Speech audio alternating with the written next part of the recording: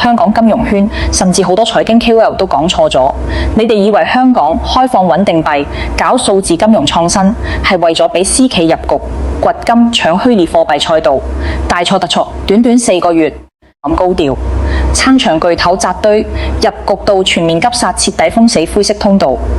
呢一場看似普通嘅穩定幣監管風波，根本唔係簡單嘅市場整頓，而係中美兩國喺數字時代無聲最致命嘅貨幣主權終極對決。今日我哋就用粵語同大家拆解呢單轟動中港金融圈、極少人看透底層邏輯嘅變局。話你知點解外資內地科技巨頭、香港本地企業通通都唔可以碰人民幣發行權？呢條紅線從來都冇人可以逾越。想要讀懂呢場風波嘅本質，我哋首先要跳出單一嘅產品視角，睇通全球穩定幣市場嘅整體格局同大國博弈嘅底層邏輯。穩定幣作為連接傳統法幣同加密數字市場嘅核心媒介，跨境金融結算、數字資產交易、國際貿易資金流轉嘅核心工具，其市場規模早已突破3000億美元，量級成為全球金融體系當中不可忽視嘅新興板塊。喺成個全球穩定幣生態入面，美元穩定幣佔據絕對壟斷地位，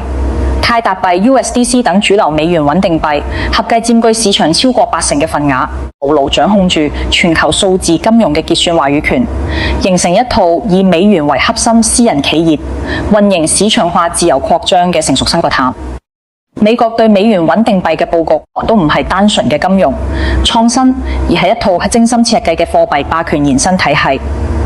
美國通過完善聯邦層面嘅監管框架，將所有美元穩定幣發行行為納入官方管控體系，要求所有穩定幣發行機構必須以美國國債足額美元現金作為儲備資產。呢個監管規則睇落似係規範市場風險，實則暗藏極強嘅戰略心意。私人企業發行美元穩定幣嘅過程，本質上係持續吸納全球資金、認購美債為美國財政輸血嘅過程。無數海外用戶跨境企業持有美元穩定幣，間接持有美國信用資產息，依託私人企業嘅市場化擴張能力，美元借助穩定幣呢個全新載體，滲透到全球每一個數字金融角落，鞏固美元全球儲備貨幣結算貨幣嘅絕對地位，令美元霸權喺數字時代實現2次升級。同美國完全市場化、放權私人企業嘅佈局模式截然不同。喺人民幣數字化、國際化嘅佈局上面，始終堅守住完全對立嘅核心邏輯。呢個亦係今次香港穩定幣風波嘅核心矛盾所在。人民幣國際化嘅核心目標，打破美元壟斷，搭建自主可控嘅跨境貨幣結算體系。但喺呢個過程入面，絕對唔會允許私人企業掌控貨幣發行、流通結算嘅核心權限。貨幣主權係一個國家金融主權嘅核心根基，係不可分割、不可外包、不可市場化嘅核心領域。任何私人資本民營機構唔可以成為人民幣跨境流通數字化發行嘅主導者。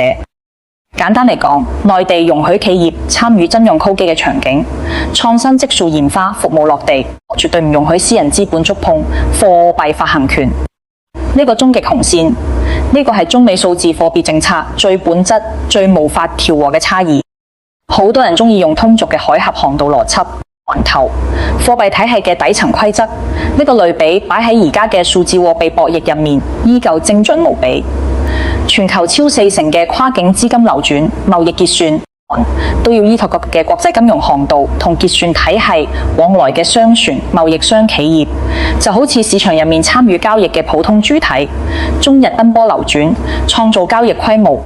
可以收取過路費，掌控航道規則，決定通行權限嘅從來都唔係奔波嘅交易者，而係掌控海峽兩岸主權、制定航道規則、把控通行命脈嘅主權國家。運費國際化嘅推進邏輯都係一樣，我哋可以容許市場主體參與跨境貿易結算、數字金融矽谷虎位等配套環節，充當行船者嘅角色，但絕對唔會俾任何私人企業掌控貨幣發行結算規則、流通體系呢啲航道控制權。香港作為國內唯一嘅國際金融中心，人民幣數字化出海穩定幣試點嘅核心試驗場，香港正式落地實施全新嘅穩定幣條例，搭建起全亞洲首個清晰規範、可落地嘅穩定幣監管框架。明確規定，所有喺香港發行同法定貨幣掛鈎嘅數字代幣，必須取得香港金管局頒發嘅合規牌照。無牌照發行、運營穩定幣都屬於違法行為。呢套監管框架嘅落地，點燃咗成個亞洲金融科技市場嘅熱情。業內普遍認為，香港正式放開穩定幣試點，代表住人民幣離岸數字化迎來重大突破。人民幣國際化將會迎來全新嘅提速通道。我嘅樂觀情緒並唔係空穴來風。內地兩大頂尖科技巨頭螞蟻集團、京東集團第一時間入局香港穩定幣賽道，密集參與行業閉門會議，主動對接香港金管局同內地監管部門，籌備發行掛鈎離岸人民幣嘅穩定幣。呢兩間企業並唔係普通嘅中小創業公司，而係國內金融科技領域嘅頭部玩家。成熟嘅跨境支付技術、海量嘅商戶資源、完善嘅風控體系，佢哋主動入局。金共用市場視作官方，默許私人企業試水離岸人民幣穩定幣，探索市場化出海路徑嘅核心信號。緊隨其後，一支背景機構、大型金融集團都高調宣布參與香港穩定幣試點計劃。一時間，香港人民幣穩定幣賽道熱度爆棚，被視作打破美元穩定幣壟斷嘅關鍵突破口。但係市場所有人都冇預料到呢場轟轟烈烈嘅試點熱潮，只係維持4個月就迎來極速反轉。由各大企業高調官宣入局，市場集體睇好，全面暫停私人企業離岸人民幣穩定幣發行計劃。短短數月嘅時間差，造就咗成個數字金融行業最離奇、最值得深思嘅行業變局。內地頭部企業紛紛暫停試點，全面收縮佈局嘅同時，一間總部扎根香港嘅真用科技企業行出咗一條完全差異化嘅路徑，亦都徹底引爆咗監管層面嘅深層顧慮。企業冇繼續排隊申請香港金管局嘅穩定幣牌照，反而轉戰中亞核心國家哈薩克斯坦，成功取得當地正規蒸籠虎口牌照，監管資質佈局離岸人民幣穩定幣業務。好多人會疑惑，點解呢間企業會放棄香港本土嘅合規通道，反而揀哈薩克斯坦作為佈局支點？套號。其實從地緣經濟金融戰略嘅角度嚟睇，呢個選擇極具針對性，絕對唔係盲目試水。哈薩克斯坦係中亞地區經濟體量最大、金融市場最成熟嘅國家，同時都係中國喺中亞最重要嘅貿易合作夥伴，更加係一帶一路倡議嘅核心節點國家。喺人民幣國際化嘅戰略布局入面，中亞、中東、東南亞等一帶一路沿線國家，人民幣離岸流通、跨境結算嘅核心腹地，亦都係脫離美元結算體系、搭建自主結算網絡嘅核心試驗田。相比歐美成熟且高度封閉嘅美元主導金融市場，一帶一路沿線市場對人民幣嘅接受度更高，市場需求更實在，政策適配性更強，係人民幣數字化出海最優質嘅試水區。同時，口含哈薩克斯坦專門設立嘅阿斯塔納國際金融中心，係當地為咗吸引全球金融科技企業打造國際化金融開放平台專門搭建嘅機構。機制靈活，牌照審批寬鬆，金融創新包容度高，係全球知名嘅金融監管套利跳板。長久以嚟，好多受本土監管限制嘅金融創新項目都會揀落地呢個平台，依託其寬鬆嘅監管環境開展試點業務。更關鍵嘅係，哈薩克斯坦嘅國家戰略定位十分清晰，一直希望喺中俄、西方三大經濟體之間充當中立金融樞紐。自身嘅區位同監管優勢，承接跨境金融貨幣結算、數字資產等新興業務，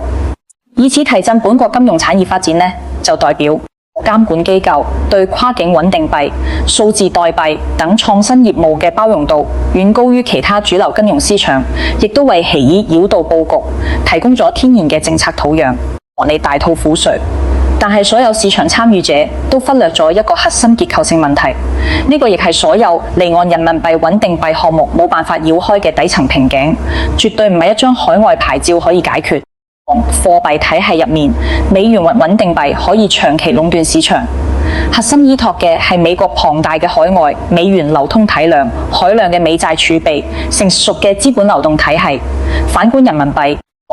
常年保持巨額貿易順差，喺全球貿易入面佔據核心地位。但全球市場流通嘅美元、歐元體量遠超人民幣，境外離岸人民幣嘅流通規模始終有限。同時，內地資本帳戶嘅審慎管控，進一步限制咗離岸人民幣嘅流動性擴張呢，就導致所有離岸人民幣穩定幣項目都面臨住底層流動性不足嘅結構性短板。簡單嚟講，重來穩定幣嘅價值根基從來都唔係企業嘅技術能力、運營能力，而係背後對應法幣嘅全球流通體量同主權信用儲備。就算企業擁有完美嘅技術架構、合規牌照、運營模式，無可負荷。只要離岸人民幣嘅流通規模唔可以匹配市場需求，呢類穩定幣就冇辦法真正突破美元嘅壟斷格局。呢種結構性缺口唔係單一企業、單一牌照、單一產品可以彌補。依託長期嘅貿易結構，優化資本流動體系升級，人民幣國際認可度提升，先可以逐步破解。呢個亦係私人企業佈局離岸人民幣穩定幣嘅先天局限。海外合規牌照同官方背景公鏈，全新嘅離岸人民幣穩定幣正式上線，錨定真實離岸人民幣資產，核心定位非常明確，為一帶一路沿線嘅跨境貿易結算、企業資金流轉、數字資產交易。呢個項目冇選擇低調上線，反而借助香港政府聯合多部門主辦嘅一帶一路高峰論壇同公開亮相，獲得咗官方論壇嘅公開背書。展會期間，多家央企、內地頭部科技企業同該項目運營方簽署合作備忘錄計劃，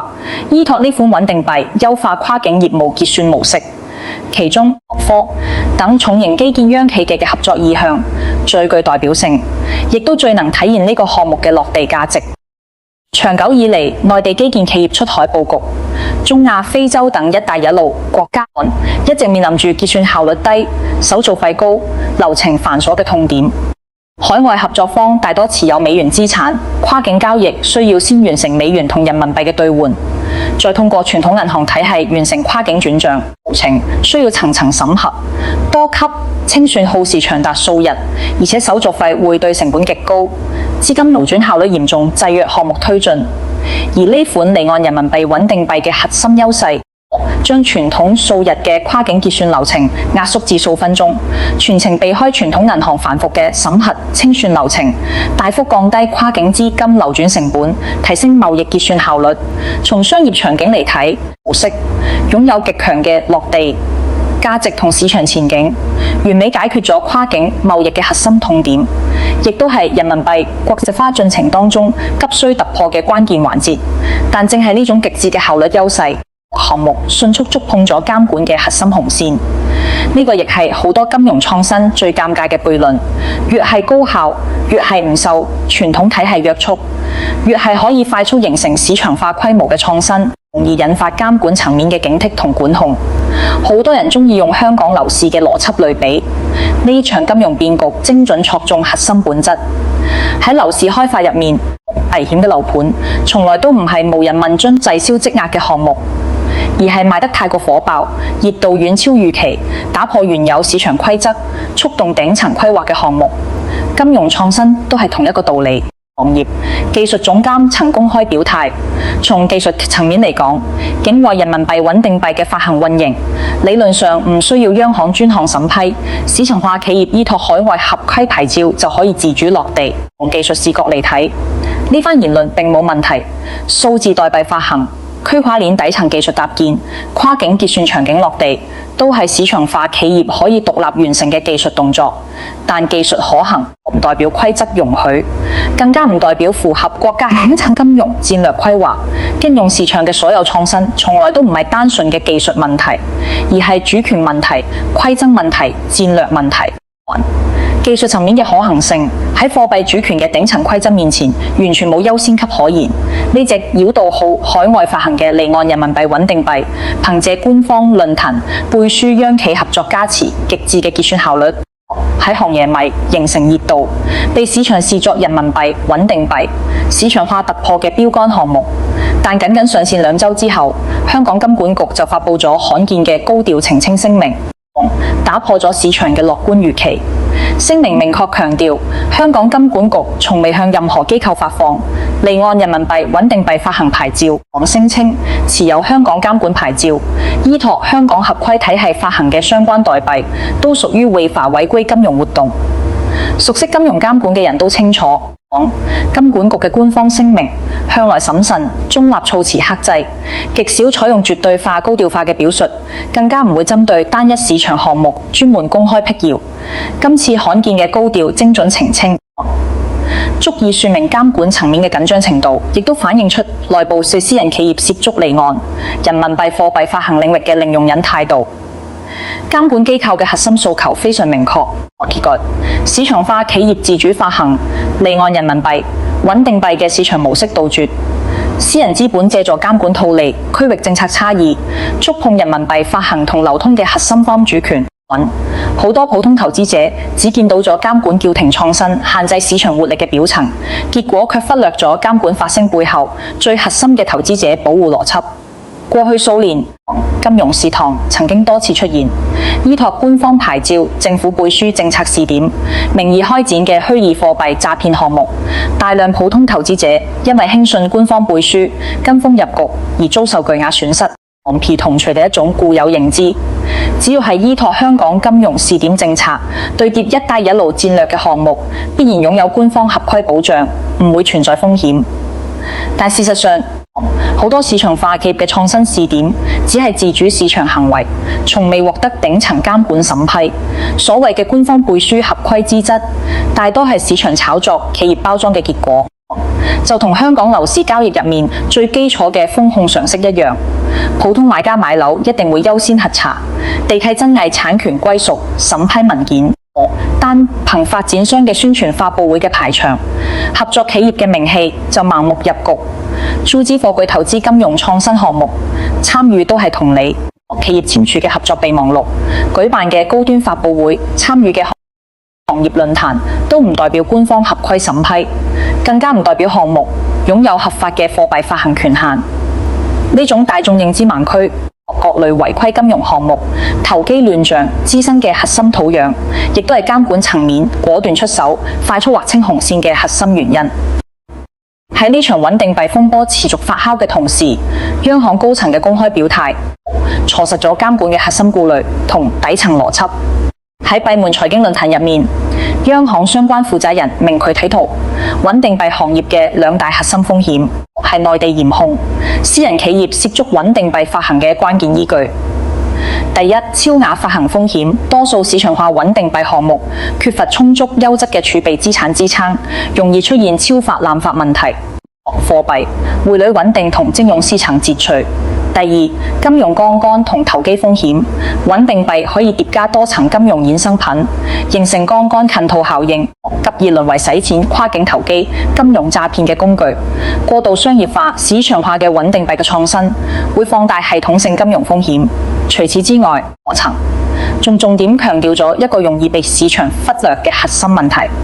而家大部分數字代幣創新，本質上都係盲目追逐行業風口，而非基於真實嘅市場需求。跨境結算場景、數字金融庫受現有傳統金融體系官方跨境基建已經可以高效覆蓋，私人企業跟風佈局穩定幣，更多係為咗搶佔賽道、炒作概念、博取資本收益，保持實體經濟嘅服務短板。呢種冇意義嘅金融創新，只會增加金融系統嘅風險隱患，冇任何正向價值。高層表態落地之後，行業變局迅速到嚟。外媒正式曝光，螞蟻、京東兩大頭部科技巨頭已經全面暫停香港離岸人民幣或穩定幣發行計劃，叫停指令直接源自央行同國家網信辦。呢場持續數月嘅市場化試點熱潮宣告落幕，亦都令成個行業徹底睇清頂請賽制嘅核心底線。貨幣發行權、離岸貨幣流通規則、跨境貨幣結算體系，絕對唔容許私人資本掌控。呢個係唔可以突破嘅金融主權紅線。好多人會疑惑，京東螞蟻呢類合規經營、實力雄厚嘅頭部企業，一直嚴格遵守內地同香港監管規則，點解會被全面叫停？繞道，海外依託境外牌照佈局嘅企業可以短暫落地運營。呢兩者嘅核心差異，並唔係企業實力、合規能力、運營模式嘅區別，監管風險同示範效應嘅巨大差距。頭部企業嘅市場影響力、行業號召力極強，一旦容許佢哋落地發行離岸人民幣、穩定幣，就會形成明確嘅市場化先例。大量資本企業會跟風入局，徹底打破貨幣發行權、國有壟斷嘅底層規則，對國家金融主權嘅衝擊係顛覆性嘅。而繞道海外佈局嘅企業，雖然可以短期落地，始終處於監管套利嘅灰色地帶，唔具備規模化、複製常態化推廣嘅基礎，唔會形成行業示範效應，對內地金融主權嘅衝擊相對有限。呢個就同樓市管控邏輯一樣，房企嘅零星違規試水，影響力微乎其微，但大型品牌房企嘅違規操作會直接帶動成個行業跟風效仿，所以監管管控嘅核心重點永遠係頭部主體、標杆性項目、行業變局入面。中銀香港嘅處境最可以體現內地金融體系嘅平衡邏輯，亦都同市場化科技企業形成鮮明對比。作為香港本地老牌持牌金融機構中資國有銀行，香港累計提交數十份穩定幣牌照申請，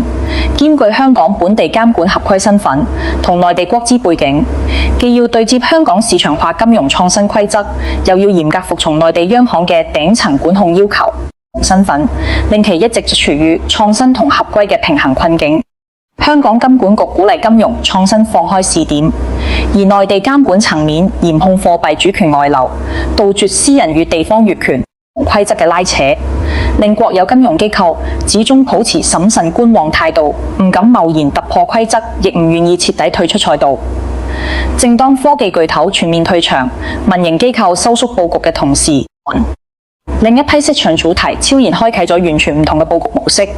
成為呢場變局入面最大嘅贏家。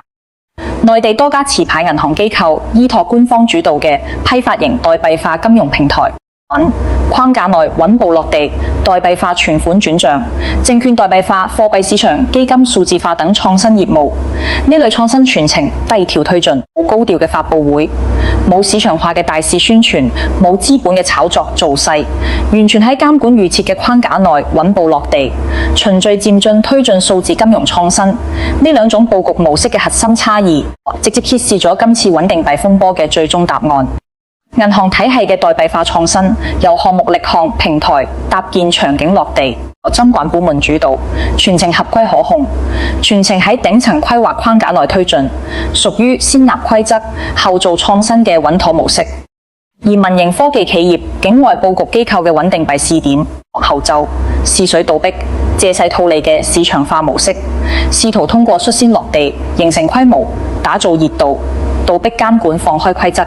呢種模式恰恰觸碰咗金融主權管控嘅核心禁忌，行業試點亂象逐步凸顯，國家層面正式出台全國性監管禁令，明確劃定核心紅線。境內外所有機構個人未經國家主管部門批准，唔得發行運營掛鈎人民幣嘅穩定幣，任何形式嘅離岸人民幣、代幣發行流通結算業務都納入嚴監管範疇。呢份禁令嘅落地，終結咗市場化企業繞道海外依託區域監管差異開展人民幣穩定幣試點嘅套利空間，亦都正式宣告私人資本涉足人民幣貨幣發行領域嘅路徑被全面封死。去到呢度，成個行業嘅底層邏輯徹底明朗。人民幣穩定幣數字化、人民幣離岸貨幣結算體系，從來都唔係市場化競爭嘅賽道，而係國家金融主權嘅核心陣地。頭絕對唔容許私人資本境外機構掌控話語權。所謂嘅香港金融試點、離岸市場創新，本質上都係國家層面嘅試水溫動作，測試市場需求，驗證技術可行性，排查風險隱患。一旦試點驗證模式具備落地價值，擁有規模化推廣潛力，就會即刻收回權限，由國家隊全面接手趕隨。私人企業只可以充當前期探路嘅先鋒，絕對唔可以成為最終嘅運營主體。後續香港金管局落地嘅首批穩定幣牌照更加完美，印證咗呢個邏輯。多輪審核，數百份申請篩選，最終淨係得匯豐銀行、渣打銀行牽頭嘅合資機構成功獲批，而且兩間機構發行嘅都係港元穩定幣，冇任何人民幣穩定幣相關項目落地。值得留意嘅係首批牌照嘅發放節奏刻意延後，避開咗市場炒作熱潮，最終優先落地嘅。香港市場同監管體系為高度契合，國資與外資背景穩固，風險可控嘅傳統老牌金融機構，徹底摒棄咗市場化金融科技企業嘅創新模式。一直理解唔到中美喺穩定幣佈局上嘅極致反差，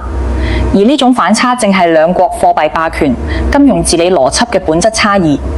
美國嘅核心思路係邊個發行美元穩定幣並唔重要，私人企業金融機構都可以參與，核心目標係令更多穩定幣依託美債美元儲備發行，令全球市場持續使用美元計價結算，鞏固美元霸權。美國將穩定幣視作美元國際化嘅工具，弱化發行主體，強化貨幣流通同霸權輸出，完全放開市場化競爭，借助私人企業嘅活力，快速擴張全球版圖。嘅核心思路完全相反，貨幣主權絕對唔可以外包，唔可以市場化，唔可以由私人掌控。人民幣為國際化、數字化出海嘅核心。國家層面掌控所有規則、所有權限、所有鏈路，私人企業可以參與技術研發、場景服務、配套運營等輔助環節，觸碰貨幣發行、儲備管控、結算規則制定等核心權限。簡單嚟講，美國係放權托市場，用市場化力量做大美元版圖；中國係集權守主權。國家管控，守住人民幣核心命脈，兩種模式冇對錯，只係兩國金融戰略、國家體制、全球定位嘅必然選擇。從更宏觀嘅視角嚟睇，呢場穩定幣風波係21世紀全新嘅數字圈地運動。傳統嘅領土邊界、海域邊界係有形嘅主權邊界，而家嘅貨幣流通鏈路、數字結算通道、金融規則體系係無形嘅數字主權邊界。每一次牌照發放，每一次監管澄清，每一次規則調整，都係喺劃定數字金融時代嘅國家主權邊界。睇落普通嘅金融產品監管，背後係國家對貨幣定價權、結算權、流通權嘅全面掌控，係一場冇硝煙嘅金融主權爭奪戰。結合全球支付體系嘅真實數據，更加可以讀懂內地謹慎管控嘅深層無奈。以嚟，人民幣喺全球跨境支付體系當中嘅佔比一直維持喺較低區間，排名常年穩居世界前列，但同美元超50%嘅市場佔比相比，存在數量級嘅差距。就算依託內地即做人巴嘅 CPS 人民幣跨境支付系統，整合所有跨境人民幣結算渠道，人民幣嘅全球支付體量依然唔可以撼動美元嘅壟斷地位。人民幣國際化本身就係一場難度極大、阻力極強嘅突圍之戰。喺尚未完全突破美元封鎖嘅背景之下，絕對唔可以將核心貨幣權限交由私人資本掌控，出現主權失控、規則失控、風險失控嘅局面。為咗穩步推展人民幣數字化同國際化，國家層面早已搭建起一套完全自主可控嘅官方體系，徹底替代私人穩定幣嘅市場化模式。央行率先落地數字人民幣，試點持續拓展計息、跨境結算、貿易支付等核心功能，打造官方版數字化人民幣工具，技術、規則、流通、風控嘅全面自主可控。同時整合駐域貨幣研究所、跨境金融運營機構，搭建專屬嘅人民幣國際運營中心，完善離岸人民幣跨境基建，CHIPS 跨境支付系統 mBridge 多邊央行數字貨幣橋等官方機構措施，構建起一套完全由國家主導、合規可控、安全穩定嘅跨境人民幣結算體系。模糊套，香港喺呢套頂層體系當中嘅定位，亦都早已清晰明確。香港從來都唔係人民幣貨幣規則嘅制定者、發行權嘅掌控者。國家官方人民幣跨境體系嘅 Internet 對外窗口、示範節點、試驗場地。香港可以自主發展港元、美元穩定幣業務，打造國際化數字金融示範區，吸引全球資金入駐。涉及人民幣相關嘅貨幣發行、離岸流通、跨境結算核心權限。最終審批權、規則制定權、主導權全部歸屬國家層面，香港淨係有試點落地、場景測試嘅執行權限，冇自主決策嘅頂層權限。呢個完美解釋咗點解所有私人企業嘅離岸人民幣穩定幣試點，最終都會被全面叫停。螞蟻、京東、境外金融科技機構等所有市場主體，都係國家測試市場水溫、驗證技術模式、排查風險嘅探路者，而非最終嘅掌權者。試點嘅核心目的：離岸人民幣數字化結算嘅市場需求、技術可行性、海外接受度、風險隱患。一旦測試完成、模式成型，私人資本就會有序退場，由國家隊全面接手。官方基建、主權信用、合規體系推進規模化落地。好多市場樂觀人士預判，未來國有大型銀行可能會推出官方版離岸人民幣穩定幣。前期試水嘅民營項目有重啟機會，但呢種預判本質上誤解咗頂請稅制嘅核心邏輯。未來就算落地離岸人民幣穩定幣項目，係完全由國家主導、國資機構運營、全程合規可控嘅官方版本，絕對唔會向私人資本開放核心權限。前期所有市場化試點項目都只係階段性嘅試驗工具，唔會成為行業主流，更加唔會獲得官方正式確權。縱觀成場風波，我哋可以清晰梳理出一條貫穿始終嘅核心主線。所有金融創新、市場化試點、區域開放政策，服從於國家貨幣主權同金融安全嘅頂層戰略。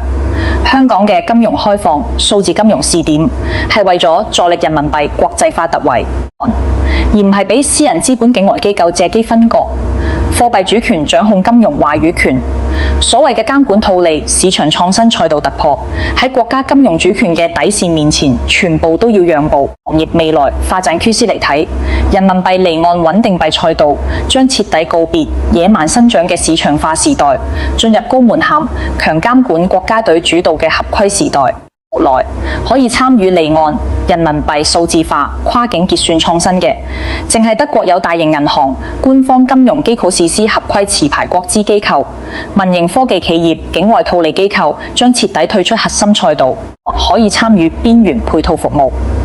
同時，經歷今次風波之後，全球各國監管機構對人民幣穩定幣試點嘅態度會更加審慎，